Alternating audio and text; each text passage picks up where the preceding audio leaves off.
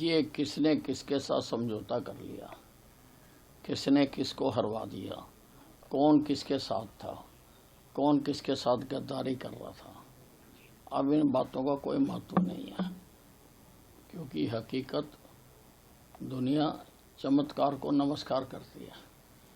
Bharatiya Janata party तीसरी बार हरियाणा में अकेले अपने दम से, और मित्रों को याद होगा कि मैंने सारे चुनाव के दौरान एग्जिट पोल क्या कह रहे थे, सर्वे क्या कह रहे थे, उनके हट के मैंने डंके की चोट पर हर मंच पर ये कहा कि इस बार तीसरी बार भारतीय जनता पार्टी बिना किसी के सहयोग से सरकार बनाएगी, क्योंकि हमें इस बातों का आंकलन था। हमें था कि हमारी सरकार ने जो काम किए हैं जनता में उसकी कितनी पॉपुलैरिटी है। मैं यहाँ पर जनता कैंप लगाता था, 5-5, 6-6 हज़ार आदमी आते थे यहाँ पर, कम नहीं है वो आंकड़ा, 5-5, 6-6 हज़ार आदमी हमारे से उम्मीद थी तो आते थे। मैं कोई एडवर्टाइजमेंट तो देता नहीं था, मैं किसी को बुलाता नहीं था, लेकिन आपने खुद देखा, जो आप साक्षी हो इस बात के, 6-6 हज़ार आदमी अगर हर हफ्ते आ रहे हैं तो आप लगा लो कि 5 साल में कितने आए होंगे। तो उससे आंकलन लगता था और हम हर आदमी को संतुष्ट करके भेजते थे कि हरियाणा की जनता भारतीय जनता पार्टी को चाहती है।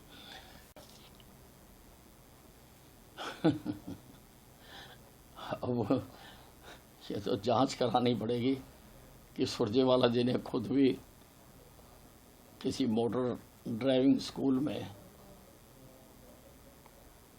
अपना एग्जाम दिया है या नहीं दिया है, वहाँ से पास किया है या नहीं किया है, और ये पता लगाना पड़ेगा कि भाई इनको खुद को भी चलानी आती है या नहीं चलानी आती है।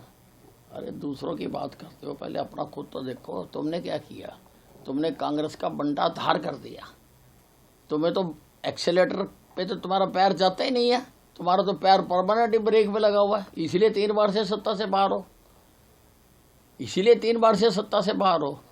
हमने पता है कि हमने कब एक्सेलेटर दबाना है, कब ब्रेक लगानी है, कब क्लच लगाने हैं, हमें मालूम है, हमारे मुख्यमंत्री जी को अच्छी तरह से मालूम है, और इसी कारण से वो अच्छे ढंग से सरकार को चला रहे हैं। राष्ट्रपति का चुनाव जो है वो हो गया, उसको लेकर हाँ, उपराष्ट्रपति जी का चुनाव, सीपी राधाकृष्णन जी का चुनाव भारी मतों से वो विजयी हुए हैं। और इसमें जो सबसे महत्वपूर्ण बात है कि राहुल गांधी जी ने अपना वोट नहीं डाला, वो बाहर चले गए।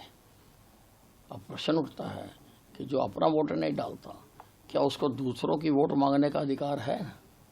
क्या उसको दूसरों की वोट मांगने का अधिकार होना चाहिए? जो अपनी वोट नहीं डालता, जो वोट की कीमत ही नहीं समझता, तो वो दूसरों को कैसे कह सकता वोट डालने के लिए? देखिए, ऐसा है, कुछ बच्चों को रोने की आदत होती है, उनमें मुंह में दूध डाल दो तब भी रोते हैं, जूस डाल दो तब भी रोते हैं, लॉलीपॉप डाल दो तब भी रोते हैं। प्रधानमंत्री जी ने स्थिति का जायजा लगाकर जहाँ जहाँ जितनी ज़रूरत थी, प्रधानमंत्री जी का दिल इस देश के नागरिक के लिए धड़कता है। वो अपने सारे कर्म को छोड़कर वो पंजाब में आए और 1600 करोड़ रुपए की उन्होंने राशि दी है। 1500 करोड़ रुपया उन्होंने हिमाचल को दिया है। बात तो करने की है, अब करो ना 1600 करोड़ रुपए खर्च। और प्रदेशों के पास अपना भी राहत विकास कोष होता है, हर बजट में होता है, पंजाब का भी होता है, हरियाणा का भी होता है, हिमाचल का भी होता है, केंद्र का भी होता है। तो पहले आप अपना तो खर्च करो, अपना क्यों नहीं खर्च करते?